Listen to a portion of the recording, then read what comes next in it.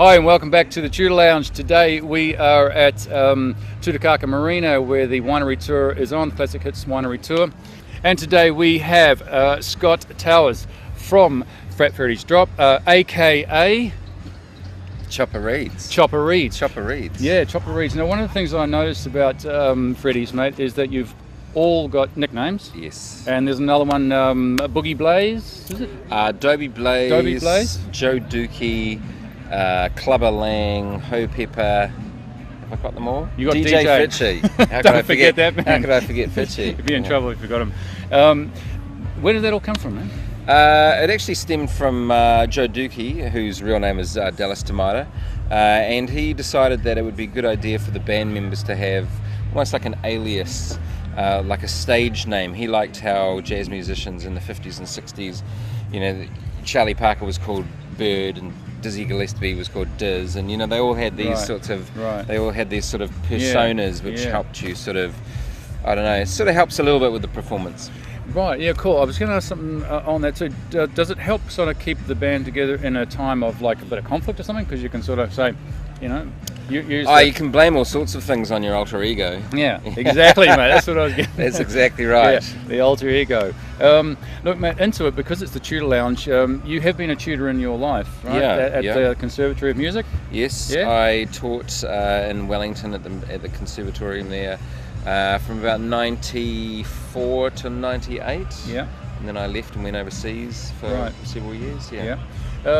One of the things, like with your teaching, was there a way that were you teaching sax, by the way? Yeah, I was teaching saxophone, jazz history, improvisation, those sorts of things. Yeah, interesting word, that one. I want to come back to that too. Was there anything kind of that you saw as a tutor, because this is a Tutor Lounge and it's about all sorts of tutorial? I don't know. Was there one thing that always kind of stuck out about being a tutor? Well, I think the best thing about being a tutor, or the thing that stuck out to me, was most successful when it was a two-way street, if you know what I mean. It wasn't about me dictating specifically to students. It was about sort of jointly uncovering a piece of information, and it may be that I had a head start along the road to it, but you know, a student could have quite a different perspective on the same area we were looking at. And I learned a lot from a lot of my students, sure. And that was the thing that I sort of stuck in my mind, was that you have to be open to, you know, all sorts of people contributing to the learning experience. Yeah. Well, hence the band you're in, man. That's for sure. That's right. That must be an exact example of what you've just been talking about. Yeah, that's correct. One of the things that the Freddies have really built their music on has been improvisation, right, or improv. Yeah. And you do that both live and with your studio albums, right? That's correct. So thinking about two things, live sometimes you can get away with improv. So in the studio, how do you get away with the improv, or does it always kind of just work? Well, I guess the good thing about being in the studio is that we're sort of recording everything as we go. Everything's multi-tracked. And the way that we've been recording our albums is really to sort of create a live performance environment. So take a song that we've been performing live, and most of the upcoming album, this is the case, where it's been in our European sets for a year or so, sort of reached a certain point in its journey as a song, and then we sort of recreate the live performance in a studio setting. That gives us a certain sort of atmosphere and vibe in the performances, and then we can sort of edit back from that. And that includes the sort of improvising sort of aspect as well, where, you know, a section of a song may be on a standard scenario 8 bars long, and for some reason it just feels better to go longer or shorter, or to add another chord in there, and there's no rules in the way that we record these songs. You know, you don't, no one stops and says, you know, oh, that was wrong. You know, we'll listen back afterwards and work out whether it worked or not. But anyone can sort of contribute a new component to the song. So bringing it back to the stage, the live one, tonight, is there any improvisation that's going to happen that hasn't happened ever before in the past? Yeah, I mean, Bouncer, huh? Oh, definitely. I mean, we're one of those bands where there are solo sections. You know, we it sort of comes from right back from when the band first started. You know, it started with people improvising along to DJ Fitchy's, Yes. you know, sets as you know, playing records and things, and people would just improvise a melody or a section over the top. So we do that all the time. You know, we'll try a horn line from one song on a different song in a different place to see whether that works, or you know, change around the figure a little bit, make it, you know, try some different voicings, chord voicings, or you know, one of the songs, Shiver Man, that's become quite a staple of our set. The whole song starts with an improvised beat, basically, where we make up a new kind of riff, and that's what's every single time. Right. Cool. It's new, and it sort of starts the song. And what we try and do is to, you know, you try not to repeat yourself from the night before or the performance before, or even the instrumentation. So, you know, last night it might have been baritone, saxophone and trumpet and trombone, and then tonight it might be harmonica and guitar and, you know, tuba or something like that, so that it sounds fresh and yeah. And it doesn't spin the guys in the band out at all if you just sort of take off left to center or something? Not at all. In fact, cool. that's right. Well, here we go. We're on the right. It actually sort of threw me a little bit when I first joined the band, and I came from a jazz background, you know, where I'd played nothing but jazz really, and then here I was joining this band that was playing sort of electronic soul music, but it was more improvised really than some of the jazz gigs I've been doing. You know,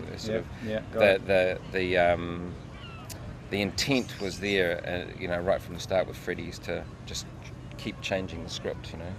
Yep. Cool. Another thing I wanted to ask you about was the solo stuff that you do and the rest of the band does, and sometimes you do quite lengthy solos, like Midnight Marauders. That goes on like. Yeah, some of them can go on for way too long. Yeah. No, not too long, man, but you know, long enough. So, in the tutorial kind of spirit, how do you prepare yourself for a solo that long?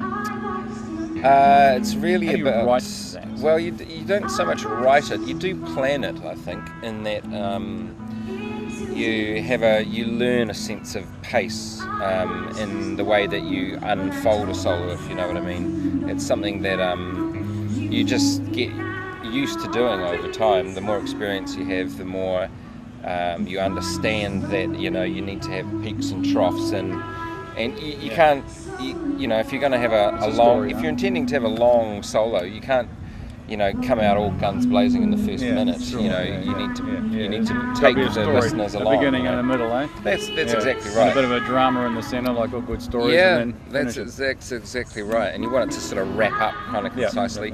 You know, I guess the flip side of that is that sometimes it's nice just to come in and do something crazy for a little while. I guess that's. I think the underlying thing is that you can't really plan it ahead of time, but you can do the preparatory work. You know, understanding the chord changes, understanding how the sound of it can, you know, how can you manipulate the sound and rhythm and all those sorts of things, to and understanding where the song needs to go to next. I think that's a really big part of it. Is that you know, the song just doesn't exist around your solo. It's a whole range of things, you know. Yeah, cool, mate. I got that. I got that. Yeah, that was really good, mate. That explanation, because it is a tutorial that we're talking about. The last question I'd like to ask, mate, is in a group like this, because there's so many bands that have great potential, but they fall over because they can't stay together. They just can't keep the shit together. Any kind of advice out there on how this band and in your experience, how do you keep it all together? Yeah, well, it's difficult. Well, I mean, we've worked out that this is the thing we enjoy doing. Is there the way? The most? Well, there isn't the way, but there's a way that, you know, and it's the thing that you sort of, if it's something you really, really want to do, you work out a way. You work out a way to make it work. Right. And I think that's... It's a marriage after all, isn't it? Yeah, that's right. We've kind of realised that it's what we want to do. We really like playing the music. We like playing it together. We don't have an opportunity or an avenue to do this in another way that's as satisfying. So this is what we will make work. You know, we work hard at sort of keeping it together. Yeah, because you want to make it work. Well said, man. Look, we're going to wrap it up now because Sure. you're just about to get on stage. Thanks very much, mate. And No problem. I do appreciate you taking the time out to do this and you know, chat about instruments and bands, because that's what it is about. Lovely, thank you. I think that we are finished, and we are going to get you before you go. And I've been prompted quite well today. Can you? Yeah, of sign course that? I can. And Of this course I may can. just be for a giveaway on Channel North to somebody, or I suspect that Raywin, our camera lady, is really going to say that that's the truth, and you're going to find it on her shelf. It'll be on mate. Trade Me tomorrow. That's where it'll be. Right? No, she's a non-commercial station. Can't do that. Well done, mate. If you do that, that'd No problem. Pleasure. make me feel fantastic. We're done.